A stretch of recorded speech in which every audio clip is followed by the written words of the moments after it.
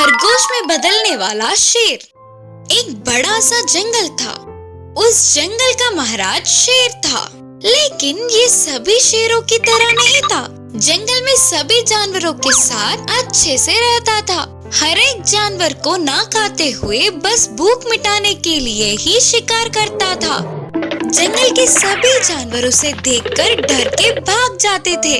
इसका शेर को बहुत दुख पहुंचता था। उसे भी उनके साथ मिलकर खेलने की, दोस्ती करने की इच्छा होती थी, पर वो गुफा में ही अकेला रह जाता था।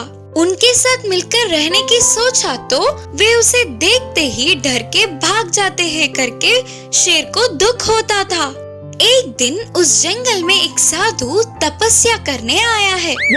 वह रोज जंगल के सभी जानवरों से बात करता था।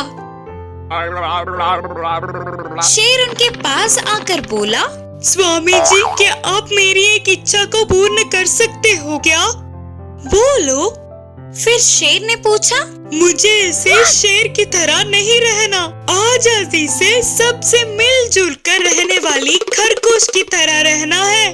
मुझे खरगोश की तरह बदल सकते हो क्या स्वामी जी?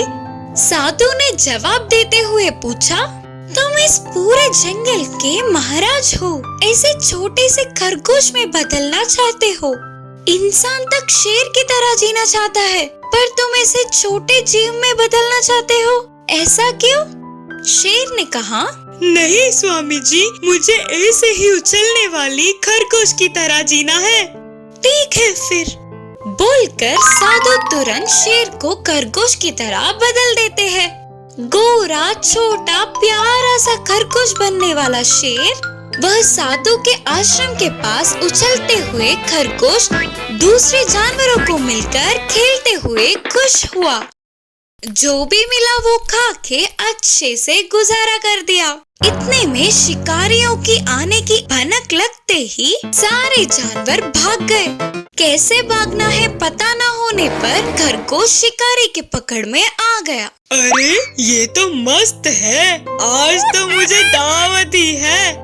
बोलते हुए बस्ते में डालकर आगे चलने लगा शिकारी। तभी दूसरा जानवर दिखने से उसे शिकार करने के लिए बस्ते को नीचे रखा। यही मौका देख खरगोश बस्ते से एक बार में उछलकर वहाँ से भाग गया और तुरंत साधु के पास जाकर जो भी हुआ सब बोलकर पहले की तरह शेर में बदलने की विनती की। अब तो समझ आ गया ना, प्रकृति हर एक जीव को एक लक्षण देती है। उसे इनकार करके दूसरे जीव की तरह जीना चाहो तो ऐसा ही होगा। बोलकर साधु ने खरगोश को शेर में बदल दिया। बाद में शेर गरजता हुआ अपनी गुफा में चला गया। वह बंदर राजा को बहुत पसंद था। उसको बहुत ही लाड प्यार से पालते थे और बिल्कुल वैसे ही बंदर को भी राजा बहुत पसंद थे।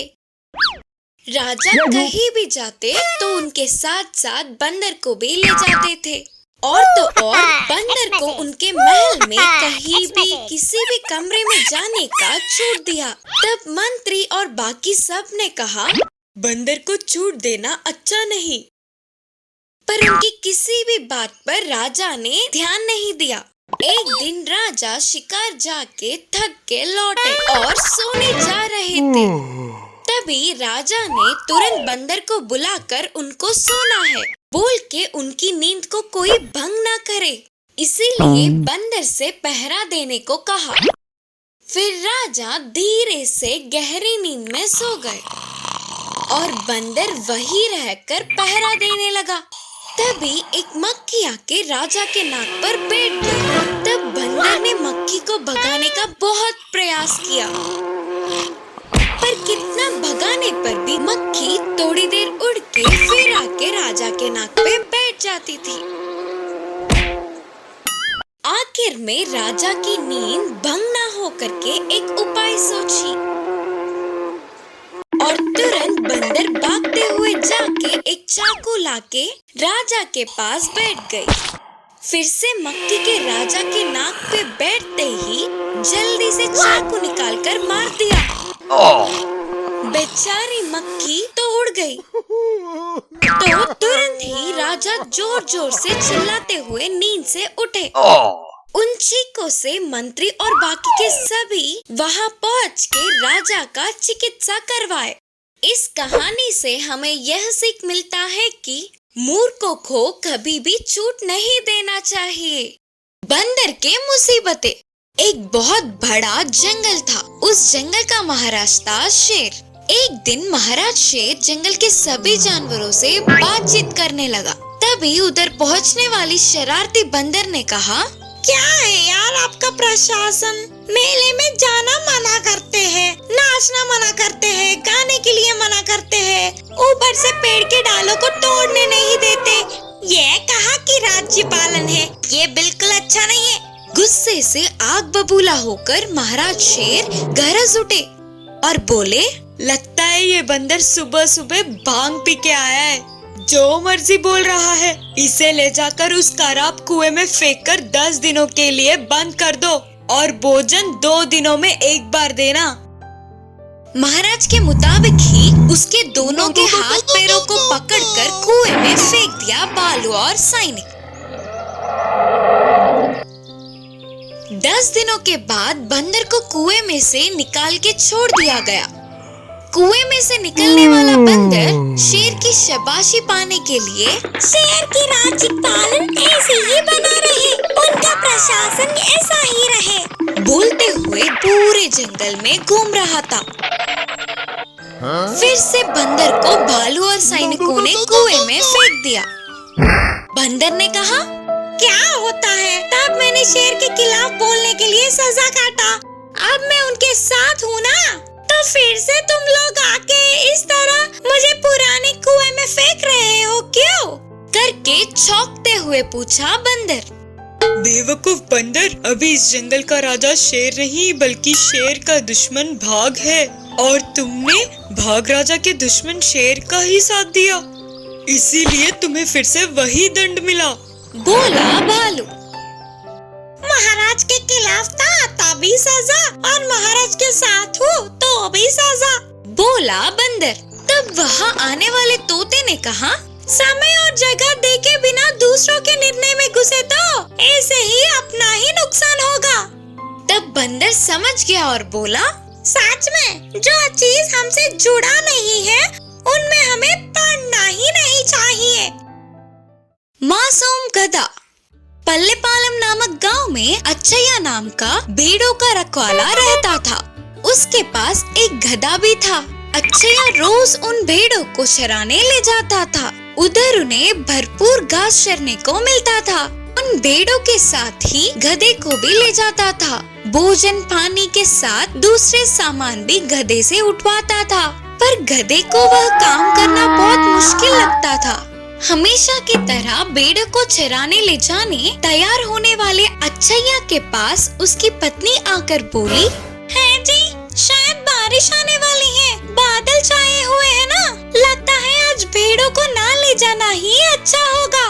पर पत्नी की बातों को अनसुना करते हुए रोज की तरह ही भेड़ों के साथ गधे को भी पहाड़ी पे ले गया। भेड़ चर रहे थे तो अच्छैया एक पेड़ पे बैठकर देख रहा था। गधा भी थोड़ा दूर खड़ा होकर मालिक को ही देख रहा था। तभी तेज बारिश की खबर लगते ही अच्छैया दौड़ते हुए भेड़ों को लेकर घर के रास्ते निकल पड़ा। पर गधा पेड़ के नीचे ऐसे ही बैठ गया। उसने रोज मालिक के काम करने से अच्छा जंगल में ही रहना ठीक समझा और पहाड़ों से गुजरकर जंगल के अंदर गया। अच्छैया घर पहुंचने के बाद देखा तो गधा उनके साथ नहीं था। अरे रे, बारिश की जल्दबाजी में आने से मैं तो उस गधे को भूल ही गया, बेचारी कहाँ होगी? पत्नी ने समझाते हुए कहा, कहीं नहीं जाएगी, कल आप चराने जाओगे ना तब ढूंढ लेना। उस दिन रात को अच्छैया को नींद ही नहीं आ रही थी। अगले दिन भेड़ों को चराने ले जाकर गधे के लिए पूरे पहाड़ी पर ढूंढने लगा, पर वो कहीं नहीं मिला। बेचारा गधा शेर या बाघ का शिकार हो गया होगा, बोलते हुए रो पड़ा। जंगल में जाने वाले गधे को वहाँ के हालातों ने डरा दिया। जंगल में नहीं थी ना, इसीलिए और अंदर गए तो कहीं उसे कोई जानवर वार करके मार ना दे करके वो अपने प्राणों को हथेली में रखकर बिताने लगी। ऐसे डरते हुए जीने से अच्छा वापस मालिक के पास जाना ठीक है सोचकर तुरंत ही जंगल से पहाड़ों की तरफ चलती गई। शाम तक गांव में आने वाले गधे को मालिक का घर याद नहीं था। हर एक दिन मालिक के नए काम करने पर रास्ते को भी याद नहीं रख पाई। तभी अचानक एक घर से इस गधे को मैं नहीं देख सकता बोलते हुए बड़ी आवाज आई।